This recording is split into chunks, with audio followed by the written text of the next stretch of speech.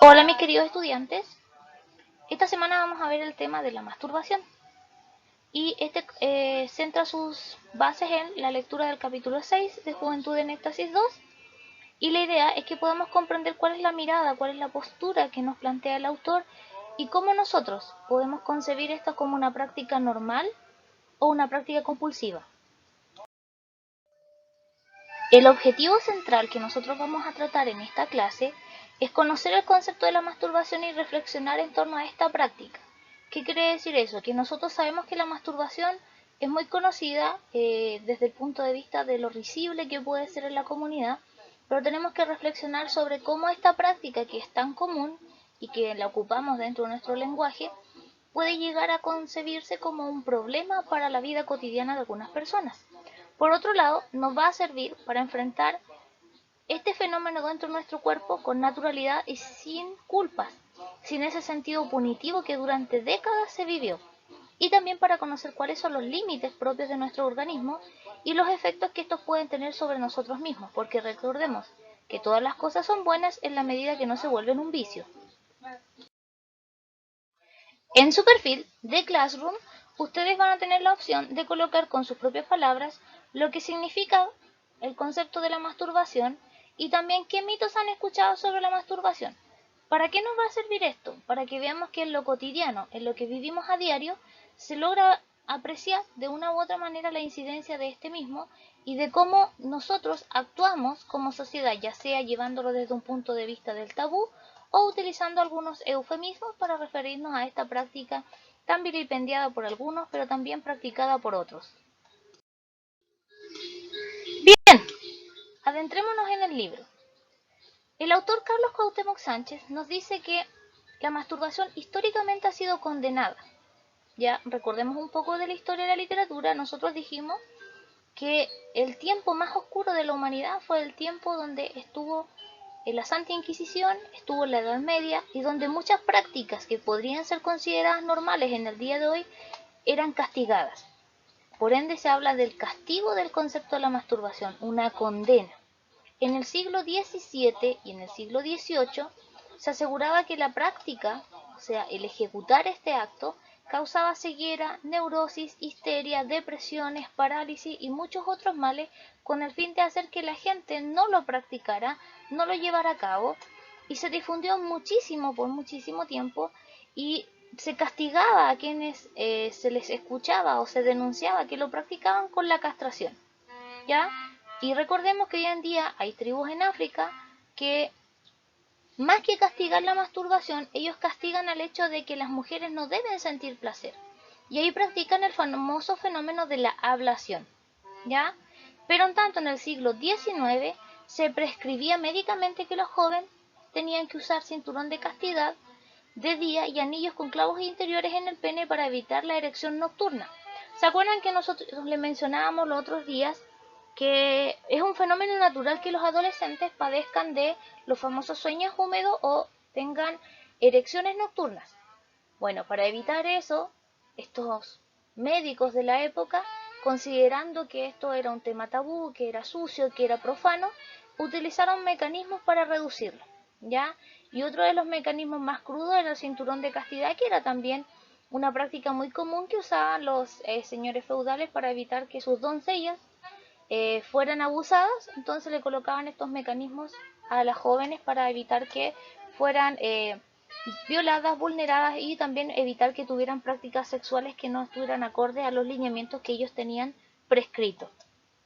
Se introdujo también, chicos, la clitoridectomía, que era la extirpación quirúrgica del clítoris para curar la terrible perversión a las niñas sorprendidas acariciándose, como que era malo, como que era sucio tocarse, sabiendo que hoy en día la estimulación del clítoris permite que muchas mujeres tengan menos cólicos menstruales y de una u otra manera descubran cómo su cuerpo reacciona frente al placer y puedan saber si de una u otra manera alguna vez han experimentado a través de sus prácticas sexuales el placer sexual.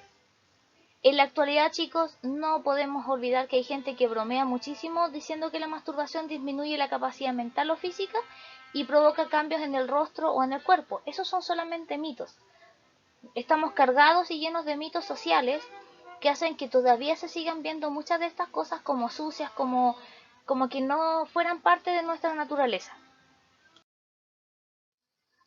También Carlos Cuauhtémoc nos señala que existe un manual, el Manual MED de Diagnóstico y Terapéutica, que habla sobre una de las obras o recopilaciones más importantes especializadas de médicos sobre los estudios que se han ejecutado respecto a esta temática, y dice textualmente, cito, la masturbación antes considerada una perversión y una causa de enfermedades mentales, se reconoce ahora como una actividad sexual normal durante toda la vida y se considera un síntoma solo cuando sugiere una inhibición en el comportamiento orientado hacia la pareja. ¿Ya? En palabras más sencillas, es algo normal, ¿ya? Es una práctica que no debería ocultarse, no debería tampoco andarse publicitando por redes sociales, pero sí es una práctica que no debería ser como tachada como si fuera un estereotipo, ¿ya? Sino que es algo que permite que las parejas puedan redescubrir y conocer un poco de cómo funcionan y cómo se generan placer y eliminan la tensión sexual, ¿ya? Cuando empieza a ser un síntoma, cuando el comportamiento de una de las partes empieza a obsesionar con las sensaciones que ésta se provoca. Su incidencia acumulativa se sitúa alrededor del 97% de los varones y un 80% de las mujeres. No olvidar que estadísticamente, como los hombres son más activos sexualmente, más que las mujeres, y se han hecho muchos más estudios en base a su comportamiento, podemos ver que son los varones los que practican más la masturbación y las mujeres tienden a no declararlo cuando se hacen investigaciones o estudios, a pesar de que estos son anónimos. Ahora bien, ¿qué es la masturbación propiamente tal?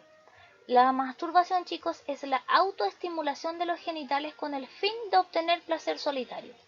O sea, no espero que venga otra persona a generarme el placer, sino que yo empiezo a descubrir a través de la autoestimulación, del tocar las zonas erógenas de mi cuerpo, que ya son en el caso de las mujeres el clítoris y en el caso del varón el pene, a través de la estimulación del glande, y eso hace que se genere placer. El placer, recordemos que habíamos visto en clases anteriores que en el caso del varón siempre termina con la eyaculación y en el caso de las mujeres va a depender exclusivamente del estado emocional y cómo reaccionen frente al momento o la tensión sexual que tengan acumulada. En tanto, chicos, también la masturbación eventual es la practicada de manera emergente por los jóvenes para desfojar su tensión sexual. Desfojar, chicos, si ustedes buscan en el diccionario, es liberar, ¿ya? Es quitar. Esos son los sinónimos que ustedes podrían ocupar para ese concepto. Y también la masturbación puede pasar a ser obsesiva y puede convertirse en una adicción cuando se acompaña por pornografía, de aventuras rápidas, disfunciones sexuales, desviaciones y promiscuidad venérea.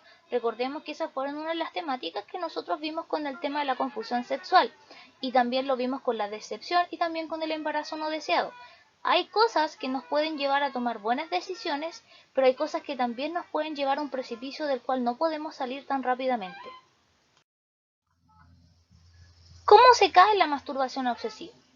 Todos los seres humanos, chicos, tenemos en nuestro cerebro el hipotálamo y la hipófisis, pero la hipófisis es un controlador central de la producción de endocrina, ¿ya? Del sistema endocrino, ¿ya? Y recordemos que el sistema endocrino está compuesto por el hipotálamo, la hipófisis, la tiroides, los órganos esenciales como el hígado, el páncreas, los ovarios en el caso de las mujeres y en el caso de los varones, sus gónadas a través de lo que son los testículos. Todo eso es un conjunto. ¿Y qué es lo que pasa? Que cuando la hipófisis, que genera la sensibilidad ante estímulos sexuales, provoca estados de excitación y impulsa las resoluciones del orgasmo, que es la máxima liberación de tensión o explosión de esas liberaciones de tensión sexual. ¿Ya? Por otro lado, la masturbación obsesiva comienza cuando el joven con una fuerte carga hormonal se procura diversos estímulos para autoinducirse reacciones y repetir continuamente la resolución orgásmica. Es cuando uno, chico, se queda pegado en un momento. Recordemos que a veces en la vida uno dice, no, ya sabes que no voy a continuar con esto, pero después vuelve y se queda pegado como mucho tiempo haciendo lo mismo. O se vuelve muy, como se dice, obsesivo, muy compulsivo, muy intenso, ¿ya? Cuando empieza a pasar eso, es como un talón de Aquiles que le empieza a decir, hey, aquí hay algo que no está pasando, no está funcionando, que no está pasando. Entonces es importante que se busquen especialistas para poder reducir este tipo de conductas que pueden llevarnos a pasar bochornos o vivir situaciones que sean desagradables y que nos pueden tachar situaciones peores y arrastrarnos a las confusiones sexuales o las decepciones. Los estímulos más fuertes son las fantasías mentales, chicos, producidas al recordar o imaginar episodios cargados de erotismo. Recordemos que todos visualizamos y traemos al presente estas imágenes sexuales para generar el erotismo. Y el erotismo genera la excitación y a través de la excitación, en el caso del varón, la erección y en el caso de las mujeres, la lubricación de sus partes íntimas y con eso se genera todo lo que es el proceso previo para el acto sexual. Pero cuando uno se queda pegado en este tipo de etapas de consumir altos elementos de pornografía, de buscar aventuras sexuales rápidas, de participar en orgías y en inmiscuirse en caricias profundas, tendemos a perder el objetivo de nuestra sexualidad, que tiene que ser responsable, guiada y con un respeto mutuo, no solamente para nosotros, sino que para también con la persona con la cual compartimos nuestra intimidad. Cuando ustedes leyeron este capítulo, se tienen que haber dado cuenta que Carlos Cuauhtémoc Sánchez planteaba la idea de que muchos piensan que es sucio, que es profano, que no es limpio y que muchas veces se castigaba a la feminidad. Pero también las mujeres se masturban. ¿Ya? Si bien es cierto, uno no anda con una etiqueta diciendo, hey, yo me masturbo, se conoce que existen un alto porcentaje de mujeres en la sociedad que sí se masturban y el clítoris es un órgano especializado para el placer sexual. ¿Ya? Es lo mismo que la cabeza del glande en el pene. ¿Ya? El autor plantea también que las mujeres no suelen hacerlo sino hasta las últimas etapas de la juventud, entre los 25 a 29 años. ¿Ya? Como es un tema más o menos tabú, no se expresa en la etapa de la pubertad, que es entre los 12 y los 16 años y entre los 17 en adelante que empieza la juventud y la adultez, no, sino que lo empiezan a expresar entre los 25 y los 29 años, o quizás tengan ya la madurez suficiente al momento de haber rendido las encuestas y realmente tienen la libertad, la sensación de seguridad y lo dicen y lo afirman desde los 25 años. Y en especial, chicos, en los inicios de lo que es el proceso de la madurez, que es entre los 30 a los 39 años, cuando por lo común los estímulos han llegado a los niveles máximos. Ya se conoce más o menos qué cosas me estimulan, qué cosas me generan placer, qué cosas me generan tensión sexual. Entonces busco un elemento que pueda generarme esa satisfacción. Según el reporte Hyde, algunas mujeres maduras la practican para sensibilizar su cuerpo y alcanzar una vida sexual más satisfactoria. Cuando hablamos de satisfacción se refiere a buscar dentro de un acto coital donde existe la penetración, la experimentación del orgasmo, que no siempre sea el varón el que logre llegar al máximo placer sexual a través de lo que es el orgasmo, sino que ella también pueda sentirlo y que también pueda experimentar la misma entrega, la misma sensación durante el acto coital. ¿Ya? La pregunta es para ustedes, ¿están de acuerdo con el autor? ¿Es normal que las mujeres lo hagan después de cierto rango etario y que para los varones sea más común en el proceso de la pubertad? ¿Cuál es la diferencia que existe entre el uno y lo otro? Aquí hay una pregunta compleja.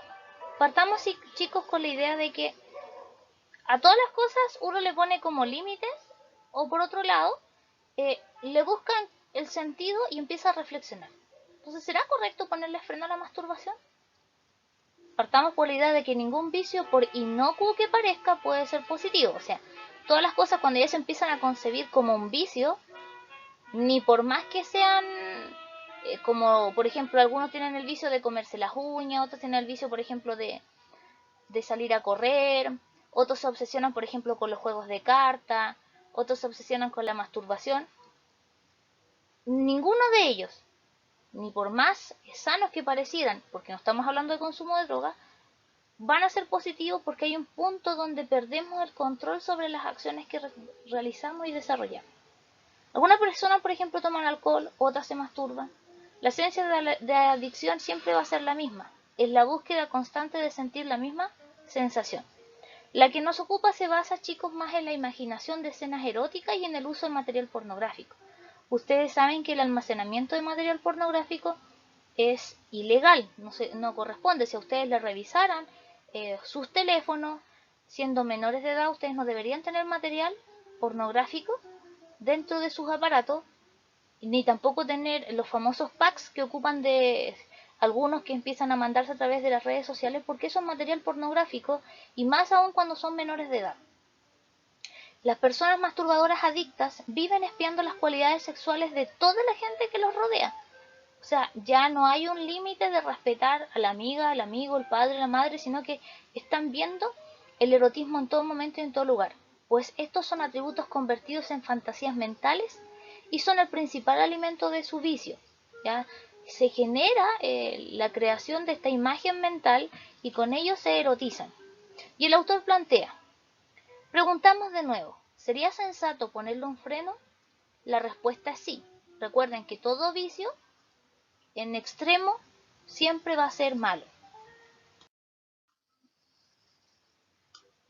Ahora, casi al cierre de la clase, ¿por qué tendríamos que abandonar la masturbación? Porque primero, chicos, que hay que concientizarnos sobre el peligro de caer en un vicio. ¿Ya? No es que sea malo, es cuando rompemos el límite entre lo que es normal y lo anormal. Porque si no se propone conscientemente controlar la práctica, podemos llegar a caer en un vicio y ese vicio va a hacer que rompamos las barreras comunes de la sociedad y no vamos a respetar al otro. ¿Ya? Porque es deseable abandonar la masturbación enfrentando el reto de las ventajas de carácter que se adquieren mediante el control pleno de los impulsos. Si somos capaces de controlar nuestros impulsos, tenemos la capacidad de adecuarnos a diferentes situaciones. ¿Se imaginan un joven de la edad de ustedes que está acostumbrado a masturbarse 3-4 veces al día y pide permiso para ir al baño en el colegio? Y lo que va a hacer es ir a masturbarse. Y lo descubre otro compañero que no es ni siquiera del mismo curso y sale a comentar la situación por los pasillos. ¿Cómo se sentirá después ese joven? ¿Cómo lo van a mirar? Entonces, se fijan, es importante tener un control sobre los impulsos que uno tiene. Merece la pena lograr un mayor autodominio, o sea, el hecho de que podamos autorregularnos es algo muy positivo para nuestra vida y podemos de una u otra manera conducirnos por un buen camino. Y reiterando la ley de la confiabilidad masculina, cuanto más inmaduro y débil de carácter es el hombre, más mujeriego y promiscuo suele ser, pero cuanto más dominio de sí posee, más confiable, fiel y honesto sexualmente se es. Entonces, partiendo por esa lógica, no es que sea malo. Y si se fijan la definición que dice el autor, una persona que no tiene control de impulso va siempre a querer tener una y otra pareja sexual, se va a pasar por todo lo que es el libertinaje, pero no va a sentir el placer de lleno, sino que va a buscar lo superficial. Cuando se ha llegado a la masturbación como vicio, no existe otra salida que la confusión y la decepción. Y nosotros ya sabemos que en la confusión y la decepción las personas la pasan mal y hay que vivir todo lo que es en la etapa del duelo, la liberación, la rabia, la ira, la frustración. ¿Para qué pasar por ese camino que es tan doloroso y que cuesta tanto si podemos nosotros autorregularnos antes? Algunas, chicos, de las recomendaciones útiles que se pueden aplicar a nuestra vida es dejar de ver pornografía, evitar el ocio, hagamos cosas que cultiven nuestro cuerpo, hagamos deporte. Sabemos que estamos en periodo de cuarentena, pero en un espacio chiquitito igual podemos hacer actividad física. Elaborar un plan de organización, ordenemos nuestros tiempos. Cabeza ocupada significa cabeza que está menos estresada. Plantearse objetivos claros, ¿qué quiero hacer a diario? ¿Qué espero hacer? Tengo que tener claros mis tiempos de descanso, mis tiempos de entretención, mis tiempos de compartir con mi familia. Trabajar intensamente. Su único trabajo, chicos, es ser estudiantes, ser hijos, ser hermanos. Entonces, si somos buenos en lo que estamos haciendo, no nos va a quedar tiempo para entrar en estos vicios que nos pueden traer consecuencias a posterior que no sean positivas. Emprender deportes de competición. Recuerden que competir no es malo, pero en la vida uno puede ganar o perder, pero de todas esas experiencias uno logra un aprendizaje. Eliminar hasta lo posible las charlas sobre presunciones eróticas. A esto nosotros, chicos, apuntamos al hecho de que no puedo estar compitiendo con el otro o con mi otra compañera sobre con cuántas parejas sexuales me gustaría estar o qué tipo de vínculos sexuales me gustaría tener. Mientras más los evitamos, menos estimulados estamos. Me quedó rara como la frase, pero menos estimulados estamos. Y no busquemos programas, películas o revistas que contengan escenas de sexo, porque si no siempre vamos a estar sobre esta cadena de la sobreestimulación. Y no acudamos a espectáculos nudistas. Bueno, aquí en Chile en estos momentos no se dan, pero hace años atrás, no sé si ustedes saben, que vino un fotógrafo y que hizo una campaña en Santiago donde se sacaron muchas fotos donde las personas iban desnudas, pero actualmente eso no se puede. Y obviamente controlar la imaginación erótica, que es uno de los trabajos más fuertes que le corresponde tanto al varón como a la mujer, especialmente en la edad en que ustedes están. Y cerrando la clase, conocimos, chicos, el concepto de la masturbación, reflexionamos en torno a esta práctica y podemos ahora nosotros tomar las mejores decisiones sobre nuestro cuerpo, ¿ya? Carlos Cuauhtémoc nos plantea una guía, nos dice qué cosas nos pueden pasar cuando las llevamos a los extremos, como el vicio, cuando lo volvemos una adicción, cuando lo volvemos compulsivo. Pero podemos actuar con nuestro cuerpo con formas naturales, libres de culpa, sin sentirnos sucios si es que lo practicamos. Y también conocer cuáles son nuestros límites y cuáles son los límites que también nos pone el entorno y los efectos que van a tener nuestras decisiones o los límites que nos coloquemos sobre nosotros mismos. Les agradezco, chicos, su atención, el haber consultado el material y los invito a que en Classroom puedan responder las primeras preguntas que les planteé y obviamente que puedan jugar en EducaPlay y ver qué conceptos ustedes ya dominan respecto a las temáticas de este hermoso libro que estamos leyendo, que es Juventud en Éxtasis 2 de Carlos Cuauhtémoc Sánchez. Bello día, bendiciones.